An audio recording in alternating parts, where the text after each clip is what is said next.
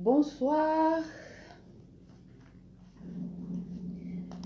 bonsoir les femmes de destinée.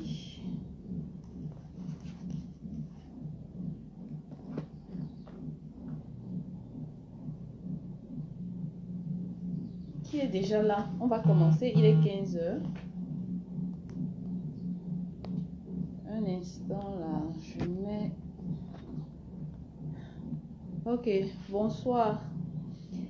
Bonsoir Marie-Nadège. Tu as l'heure. La dernière fois, j'ai commencé ici à 15h00. J'espère que vous m'entendez bien. J'ai commencé à 15h00. Les femmes n'étaient pas à l'heure. Après, on a commencé à me faire les problèmes. Me demandant de revenir sur l'enseignement à zéro. Non, non, non, non. C'est pourquoi j'ai insisté qu'il faut être à l'heure. Moi, je suis enseignante. J'ai la notion de l'heure. Vraiment, rarement, vous allez me voir en retard. Très rarement. Et quand je suis en retard, je préviens pour m'excuser. Donc, même s'il n'y a que 2 personnes, je fais ce que j'ai à faire, je passe. Bonsoir, Madeleine. Bonsoir, ma soeur. Dis-la. Il faut qu'on trouve vite le lien de généalogie là ou non. Il faut qu'on cause bien, on pas fouiller au village. Bonsoir Lily, bonsoir Saint-Tiche. J'espère que le volume est bon. Aïe.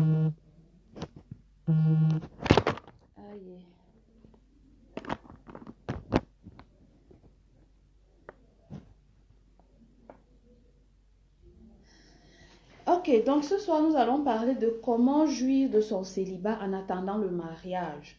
En tant que chrétienne, comment jouir du célibat en attendant le mariage? Il est possible de jouir du célibat.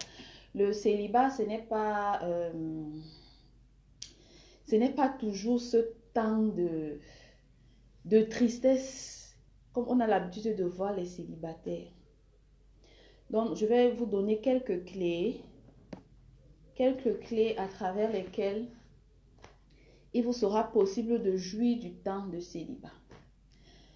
Nous allons commencer. Donc, nous sommes ensemble comme la dernière fois pour 30 minutes, 20 minutes pour mon exposé et on va prendre 10 minutes pour les questions. Celles qui voudront aller en profondeur et tout, vous allez me contacter inbox ou bien vous pouvez prendre une formation. Du moins, contactez-moi inbox et on va discuter en profondeur.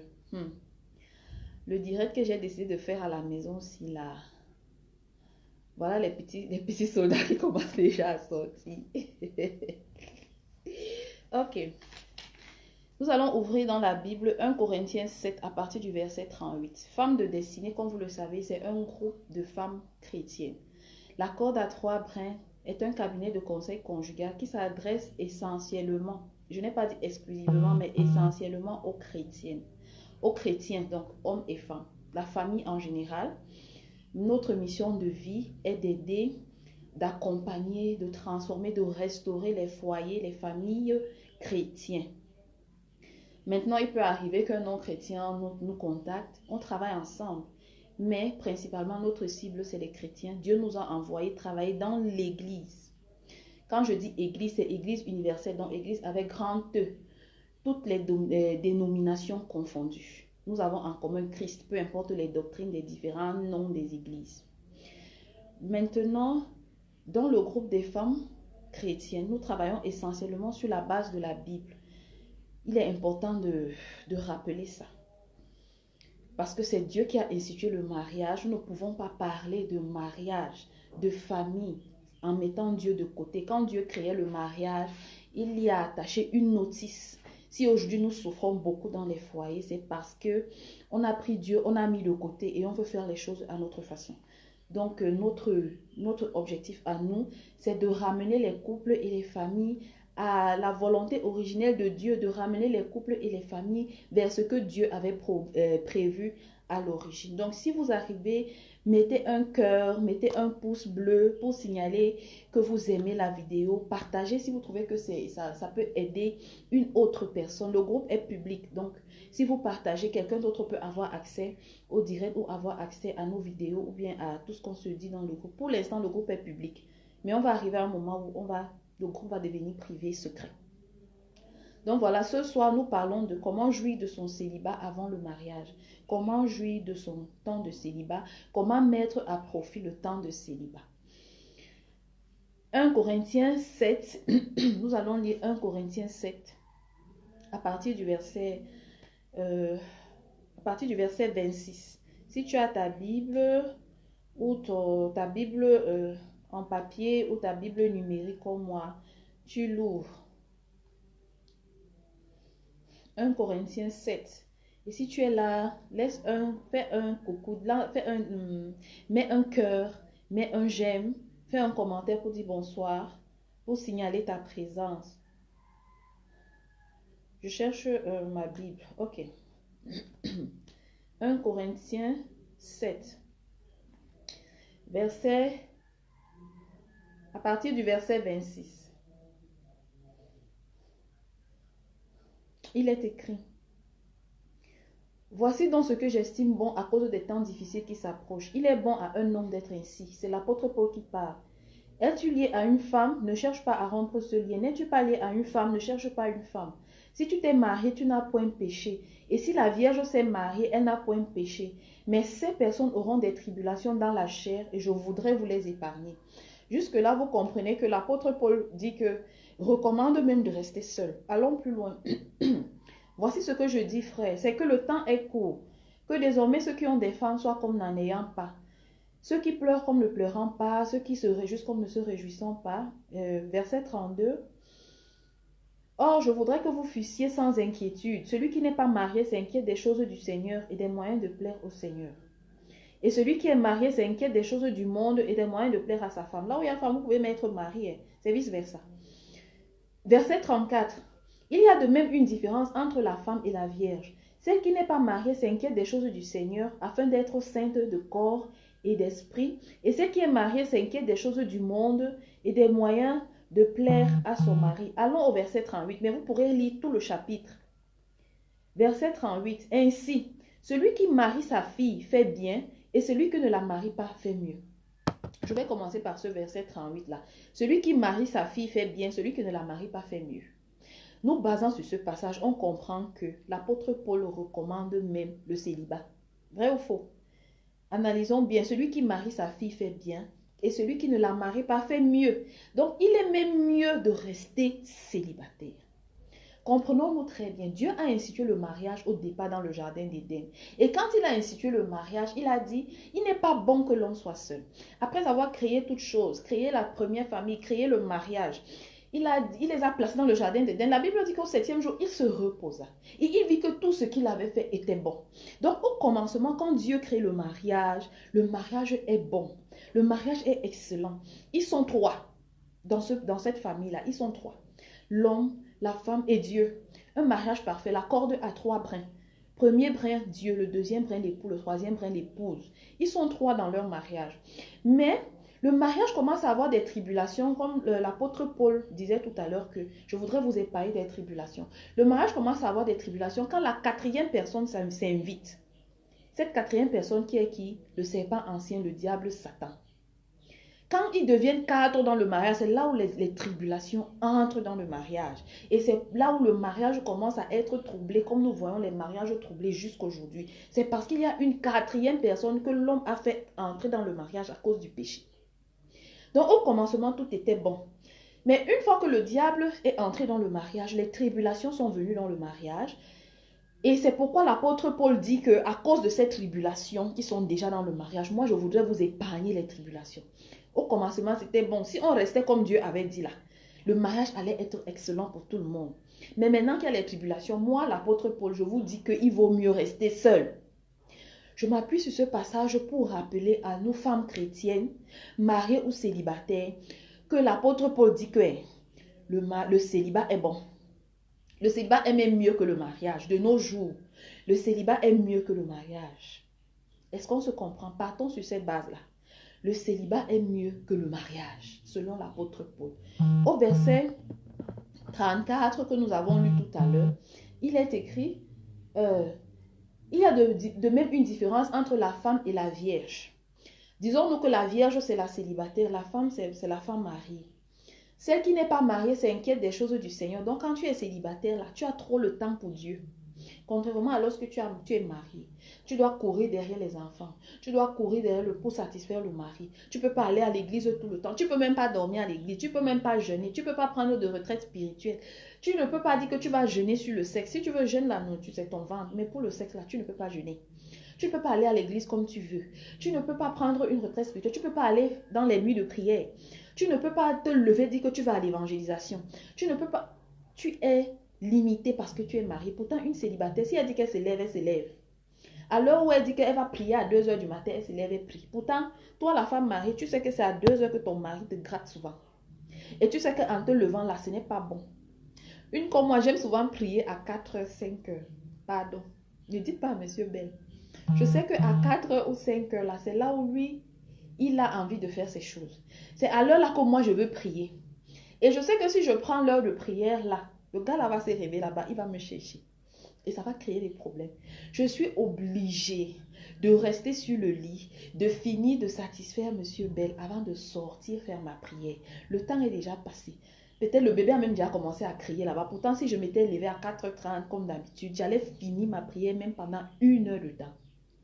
J'allais avoir tout le temps dans ma prière avant que les bébés ne commencent à crier, avant qu'on ne commence, les bruits ne commencent à résonner par-ci, par-là. Je finissais ma prière comme je veux. Je peux même prier jusqu'à 10 h si je veux, si j'étais célibataire. Donc, en tant que femme célibataire, tu as plus de temps pour ton Dieu que la femme mariée. Nous allons voir ça en détail. Je voulais d'abord qu'on soit d'accord sur le verset que j'ai évoqué tout à l'heure. Se marier, c'est bon. Rester célibataire, c'est mieux. C'est l'apôtre Paul qui a dit. Nous allons maintenant comprendre pourquoi est-ce que les femmes se sentent si mal dans le célibat. Les femmes se sentent si mal dans le célibat, premièrement parce qu'elles n'ont pas compris que le célibat est un temps pendant lequel il faut profiter au maximum. Les femmes se sentent mal pendant le célibat parce que la société nous a fait croire que si tu n'es pas marié, quand tu es marié, tu as accompli un exploit, tu as accompli, je ne sais pas, quelque chose d'extraordinaire qui te place au-dessus des autres dans la société. Pourtant, ce n'est pas ce que la Bible dit. Donc, il est important de comprendre la différence entre ce que le monde dit et ce que la Bible dit. Et il est temps que dans l'Église, au milieu des chrétiens, que la vérité qui est la parole soit restaurée. Les femmes se sentent malheureuses dans le célibat parce que nous, les femmes, nous sommes très émotionnelles. Nous fonctionnons beaucoup à l'émotion. Ça fait qu'on a tendance à se laisser aller aux émotions. Et ces émotions, parce que nous n'avons pas l'enseignement, parce que nous n'avons pas été édifiés sur le fait que le célibat est quelque chose de... Sur le fait que le célibat ne doit pas être vécu, est un temps qui doit être mis à profit. On laisse l'émotion de la solitude ou bien l'émotion du désir d'être avec quelqu'un nous submerger. On oublie le reste. Je veux vous dire que le célibat, je veux dire le mariage peut t'apporter une joie, comme il y en a parmi tant d'autres dans la vie. Ton enfant peut t'apporter de la joie. Ton emploi peut t'apporter de la joie. Gagner beaucoup d'argent peut t'apporter une certaine joie. Donc, il n'y a pas que le célibat qui donne l'âge. Il n'y a pas que le mariage qui donne de la joie. Je suis mariée. Il y a plusieurs femmes qui sont mariées, mais qui sont malheureuses dans leur mariage. Il y a plusieurs personnes qui sont même heureuses en mariage, mais qui ont une maladie chronique. Il y en a beaucoup qui sont heureuses en mariage, mais qui n'ont pas d'emploi, qui ne sont pas épanouis professionnellement, qui ne sont pas épanouis. Donc, chacun de nous, je veux parler de ça pour dire que chacun de nous a une raison d'être triste. Mais ça ne doit pas t'empêcher de vivre. C'est comme lorsque je marche et je cours, je tombe. J'ai une égratignure sur le pied. L'égratignure va me ralentir pendant quelques minutes. Je vais regarder, je vais peut-être souffler un peu, mais ça ne va pas m'empêcher de marcher. Même si je marche en boitant, je vais continuer à marcher parce qu'il y a tellement d'autres sources de joie dans cette vie, surtout pour un enfant de Dieu. Christ est notre joie, Christ est notre paix, Christ est notre tout. Alors, comment mettre son célibat, son temps de célibat à profit? Comprenez que le temps de célibat, le célibat n'est pas une tare, le célibat naturel n'est pas une tare. Peut-être le célibat spirituel peut être considéré comme une tare, mais il y a aussi des clés pour ça. Mais ce soir, on parle du célibat naturel. Le célibat naturel n'est pas une tare, au contraire, c'est une bénédiction. C'est un moment où toi, femme, tu dois profiter à fond. Parce que quand tu vas te marier, Tu ne pourras plus faire certaines choses. Alors, qu'est-ce qu'il faut faire pour mettre le temps de célibat à profit, pour en jouir véritablement? Premièrement, il faut se préparer pour le mariage. Le temps que tu restes célibataire, là, ce n'est pas le temps pour toi de passer le temps à te lamenter, de passer le temps à crier, à t'apitoyer sur toi-même, à envier les femmes mariées, à mettre les mains sur les joues chaque fois que tu vois quelqu'un passer faisant pipi, parler encore. Non. Ce n'est pas le temps pour faire ça. D'abord, tes larmes ne vont rien changer à ta situation. Ton apitoiement ne va pas changer ta situation. Au contraire, plus tu t'apitoies sur toi-même, plus tu t'enfonces. Et plus tu veux dire à Dieu que tu n'es pas capable de me permettre de me marier, de m'accorder un mari ou de me permettre de me marier. Donc, première chose, c'est le temps pour toi de te préparer à fond pour le mariage. À travers les formations, à travers les séminaires, à travers les conférences, à travers les livres. Il faut lire les livres sur le mariage. Il faut faire les formations, et les gratuites et les payantes. Nous, on n'aime pas payer les formations. Payons les formations. Parce que le gratuit, comme je suis en train de faire là, par exemple, dans cette vidéo, ne va pas entrer en profondeur. On est là à peine pour une demi-heure. On ne peut pas entrer en profondeur. Le gratuit ne peut pas te suivre par cas par cas. Pourtant, je suis sûre que si, en te suivant, en cas par cas, en te suivant aujourd'hui, par la grâce de Dieu, je suis sûre qu'au bout de 3 mois, 6 mois, on aura énormément avancé sur la recherche de ton conjoint. Pour ne pas dire que tu l'auras même déjà trouvé, par la grâce de Dieu, bien sûr. Parce qu'on va entrer en profondeur, on va prendre le temps, on va creuser ta vie. Même si c'est le célibat spirituel, on va prier. On va te conduire, je vais te connecter à des personnes qui vont t'apporter plus. Donc, il faut payer les formations, les conférences payantes, les séminaires payants. Que ce soit le gratuit, que ce soit les payants. Faites les formations. Assistez aux séminaires sur le mariage, assistez aux conférences, payez les livres. Lisez les livres sur le mariage pour avoir une idée claire. Deuxième chose, travaillez sur son caractère. La clé du mariage pour une femme, c'est la soumission. Peu importe ce qu'on dira, peu importe ce que les discours féministes vont dire. Si tu es une femme chrétienne, tu dois apprendre à être soumise. Beaucoup d'entre nous, moi-même la première, j'avais beaucoup de problèmes avec la soumission. À cause de mon passé, à cause du fait que j'ai grandi dans une famille, je l'ai déjà dit, je vous l'ai déjà expliqué, pour ceux qui font les formations avec moi. J'ai grandi seule avec ma mère. Donc, je n'avais pour figure paternelle que ma mère. Donc, les femmes sont autorités. Chez nous, personne n'était marié. Je le dis souvent dans les vidéos. Donc, chez nous, c'est les femmes qui ont le pouvoir. C'est les femmes qui ont l'autorité. J'ai grandi comme ça avec l'autorité. Là, toi qui peux venir me dire que tu vas venir me faire être autorité sur ma tête, ça va commencer par où? J'avais un gros problème avec l'autorité. J'avais un gros problème avec la soumission. Donc, mais si j'avais eu cet enseignement, j'allais prendre le temps de travailler sur moi avant de me marier. À peine avant même d'atteindre 1 an de mariage, à la maison, là, c'était les cris du matin au soir. Je ne laissais pas passer un seul mot. Toi qui? Marie, et puis quoi? Je ne laissais pas passer un seul mot. Je criais du matin au soir. C'est-à-dire que je ne pouvais pas parler doucement. Non, il a fallu que le Seigneur travaille sur moi. Mais ça nous a apporté des conflits dans la maison. Ça nous a apporté des conflits dans la maison. Par contre, si j'avais travaillé ça avant étant célibataire, on allait éviter les problèmes inutiles. Et on allait profiter de nous, puisque la première année, deuxième année, troisième année, c'est souvent le temps de la lune de miel. On allait jouir pleinement de nos premières années de mariage. Mais non, c'était la guerre. À cause de qui? À cause de moi. Donc, il faut profiter de ce temps, deuxièmement, pour travailler son caractère. Si tu sais que tu es colérique, apprends à travailler la colère avant de te marier parce que la colère ne va pas t'aider dans ton foyer. Au contraire, tu vas aller creuser ta propre tombe, tu vas creuser le chemin pour le divorce. Aucun homme ne peut supporter une femme colérique. Aucun foyer, même la Bible le dit, la femme querelle, mieux vaut vivre seule que de vivre sous le toit d'une femme querelleuse. C'est écrit dans le livre des Proverbes. Si tu sais que tu es impulsive, commence à travailler sur toi pendant ce temps où tu es célibataire. Travaille sur toi, sur le caractère d'impulsivité. Travaille la maîtrise de soi, développe cette partie du fruit de l'esprit là. Si tu sais que tu es le genre qui ne reste pas avec un homme, malheureusement il y a des chrétiennes comme ça. Commence à travailler la fornication et l'impudicité avant de te marier. Parce que si tu ne travailles pas la fornication et l'impudicité avant d'aller te marier, tu vas être une mariée infidèle. Tu vas tromper ton mari. Ça, c'est inévitable. tu vas le tromper. Donc, travaille ton caractère pendant que tu es célibataire. Donc, j'ai dit, première chose, se préparer pour le mariage.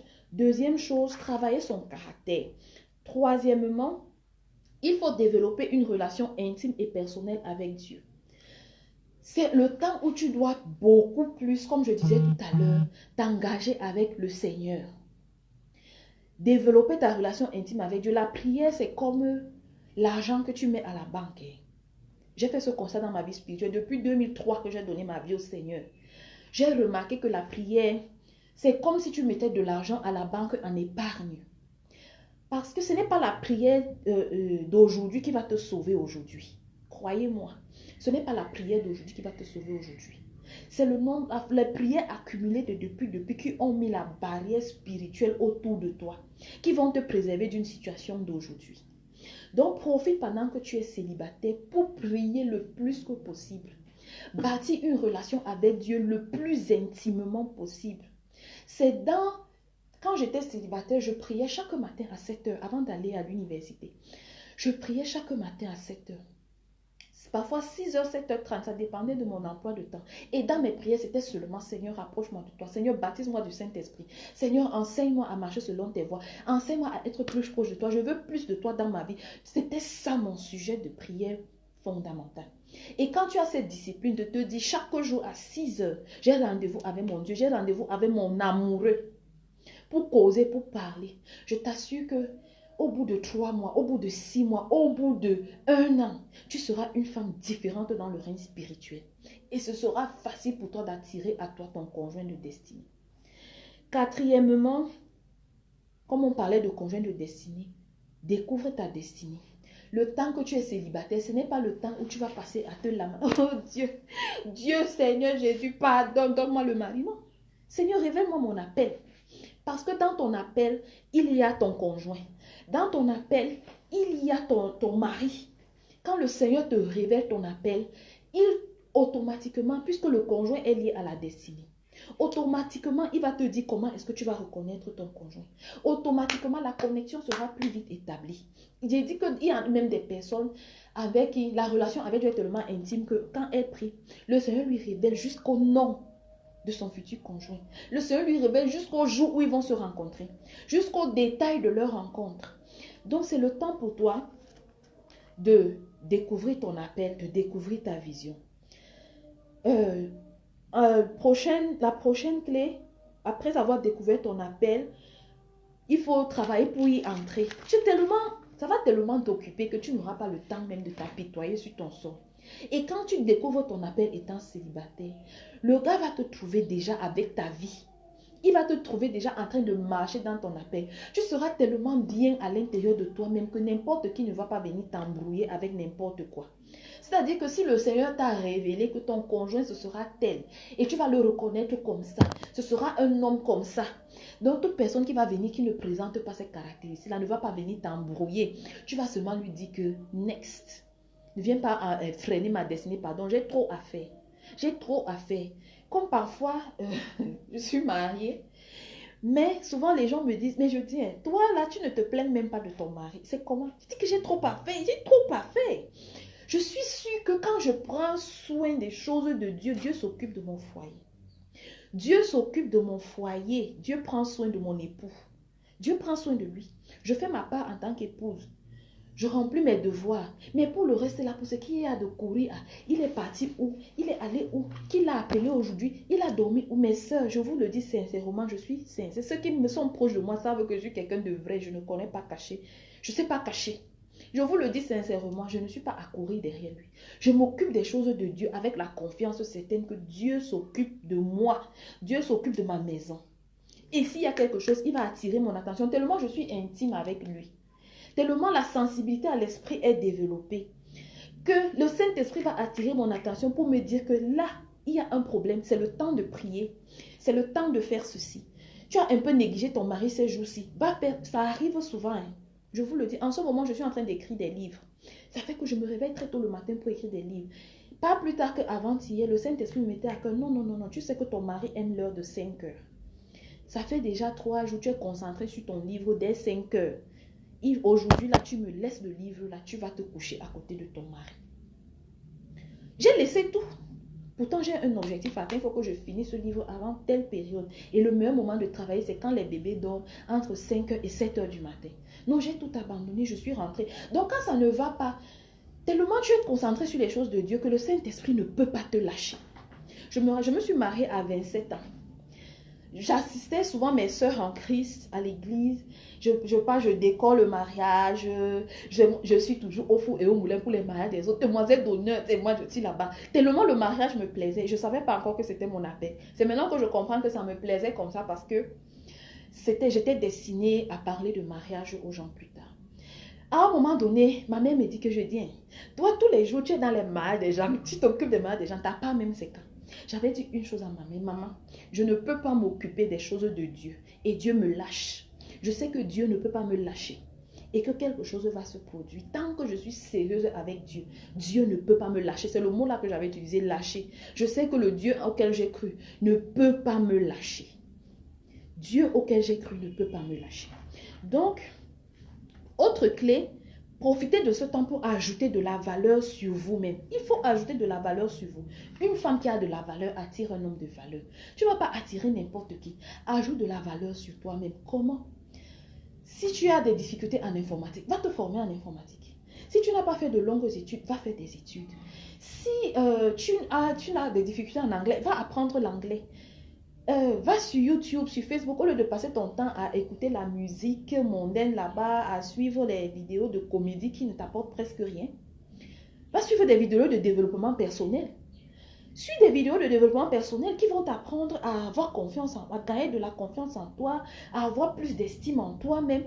Développe-toi, ajoute de la valeur sur toi. Genre, quand il va venir là, c'est toi qui donne le rythme.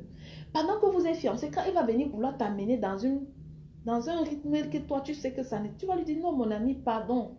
Moi, là, avec moi, on ne fait pas ça. Tu poses tes limites dès les premiers instants parce que tu sais qui tu es, tu sais ce que tu vaux devant Dieu, tu sais ce que tu vaux à tes propres yeux. Ajoute de la valeur sur toi-même.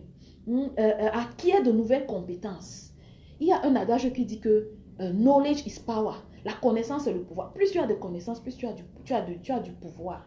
Inscris-toi dans une école biblique, ajoute de la valeur sur toi sur le plan spirituel. Ajoute de la valeur sur toi. Une autre clé, il faut s'amuser. Vraiment, le temps de célibat, c'est le temps où il faut s'amuser. Être chrétien ne signifie pas qu'on ne doit pas s'amuser. J'aime trop la partie là parce que j'aime trop les amusements. Il faut s'amuser, il faut se distraire. Mes soeurs, garde ton argent, tu épargnes chaque fin d'année. Tu vois, tu pars à Kribi. Tu vois, tu pars à Limbe. Si tu as même assez d'argent, va à l'étranger. Amuse-toi. Voyage, bien sûr sans péché. Bien sûr sans faire ce qui te déplaît à Dieu. Amuse-toi virer avec tes soeurs en Christ, avec tes soeurs dans l'église, même si tu es seul. Il y a des excursions, il y a plein d'agences de tourisme qui organisent des excursions. Va même en Israël, chaque année, il y a beaucoup d'agences d'église même qui organisent les pèlerinages en Israël. Va même en Israël, non, on va découvrir la tombe de Jésus là-bas. Si toi tu as l'argent, épanouis-toi. Parce que quand tu vas te marier, tu ne pourras plus sortir quand tu veux. Tu ne pourras plus voyager quand tu veux. Donc profite. Même tes compagnies. Tu vas devoir trier tes compagnies. Parce que s'il y a une compagnie que ton mari n'aime pas trop, tu vas devoir trouver un moyen pour limiter la marche avec cette personne.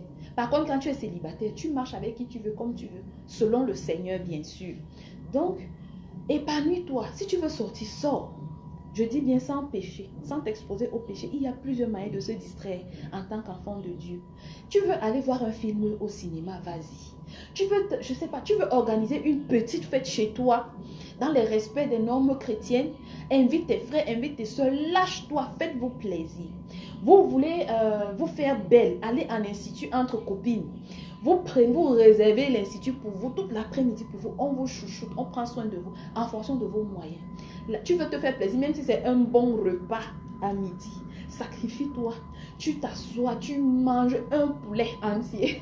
Après, tu peux faire le sport pour évacuer les calories. Bon, c'est pour plaisanter. Donc, pour dire que c'est le temps où tu es libre de t'amuser et de prendre soin de toi. Une autre clé, c'est d'être plus actif à l'église, comme je disais tout à l'heure. Avec tout ça, tellement tu seras occupé que je ne sais pas là où l'apitoiement sur toi va venir. Poursuis tes rêves. Quand tu étais jeune, tu avais des rêves. Tu voulais devenir écrivain. Quand moi j'étais jeune, je voulais devenir écrivain. Commence à poursuivre tes rêves. Ces rêves que tu avais peut-être mis dans le tiroir, dans le placard ou que tu avais abandonné. Poursuis tes rêves.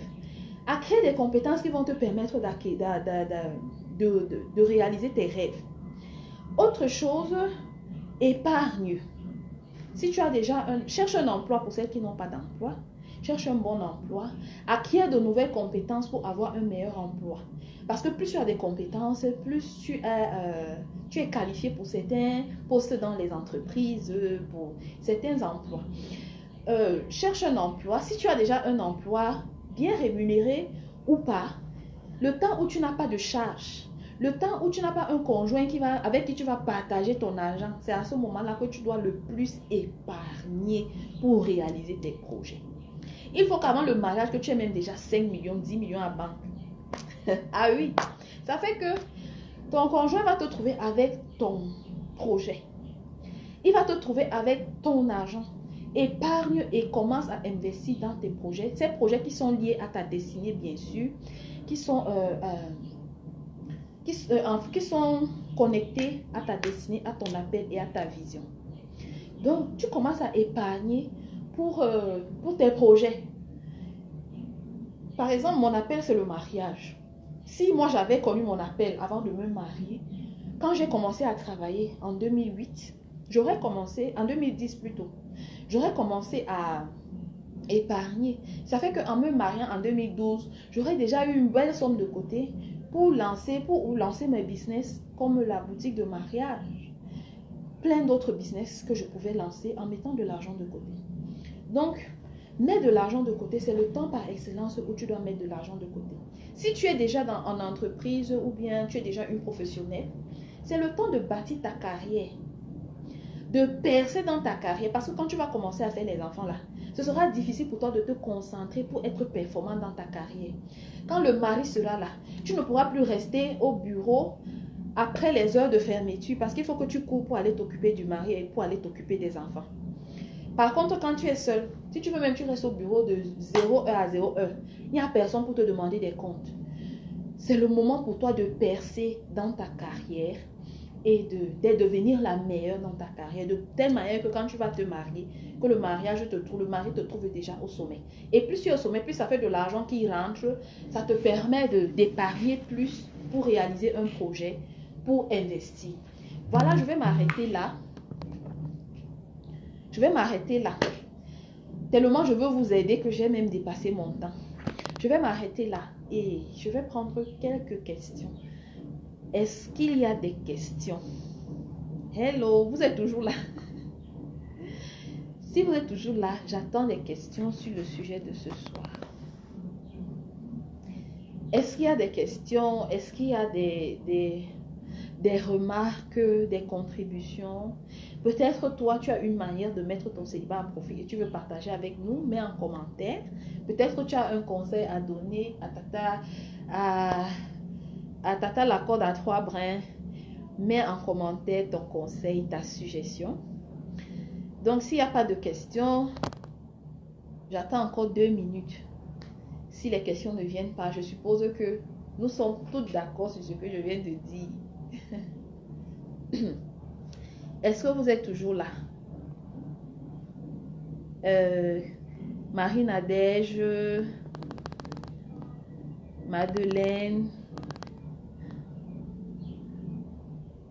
toutes les femmes de destinée, les célibataires, est-ce que vous êtes là? Est-ce que vous aimeriez en savoir plus? Par exemple, est-ce qu'un sujet comme découvrir son conjoint de destinée, comment reconnaître son conjoint de destinée, comment sortir du célibat, bien sûr sur le plan, avec les clés, en accord avec la parole de Dieu. Hein. Comment sortir du célibat, comment reconnaître son conjoint de destinée, what else? Oui, des sujets comme ça. Est-ce que ça vous dirait d'aller en profondeur et qu'on traite au cas par cas? C'est-à-dire qu'on se fixe un délai, un deadline et qu'on travaille là-dessus au cas par cas. Si oui, mets la réponse en commentaire. À défaut, on va arrêter là. Les 2 minutes sont passées. Il n'y a pas de questions. Ça veut dire que tout ce que j'ai dit était très clair. Donc, je vous attends peut-être en inbox ou en privé ou dans le groupe WhatsApp pour vos questions ou vos commentaires ou sur les 2 sujets que j'ai proposés. Comment sortir du célibat? Il y a des secrets, des clés. Il y en a au moins 12 que je donne dans mes formations. Il y en a au moins 12. Donc, s'il y a 10 personnes, on organise une formation. 12 clés pour sortir du célibat. Et les secrets pour reconnaître son conjoint de destinée.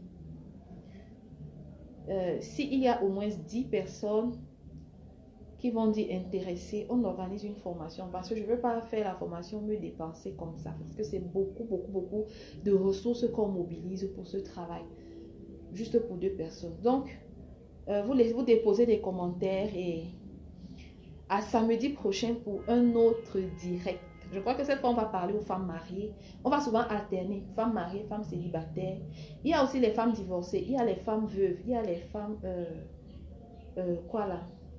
les veuves, les divorcés, les séparés, les mariés, les célibataires. Donc, on va souvent alterner pour ne pas léser un côté, pour ne pas léser certains côtés au privilège d'autres. Donc, à tout de suite dans le groupe alors.